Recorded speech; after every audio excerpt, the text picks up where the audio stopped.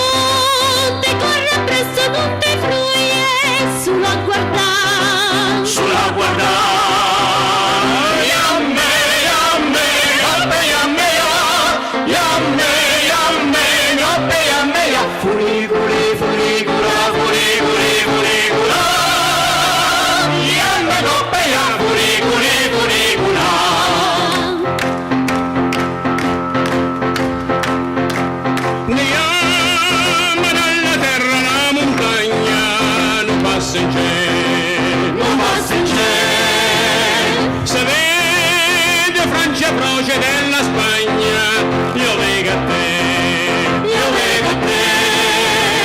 tirate con le fune, nippo fatto, ce la se va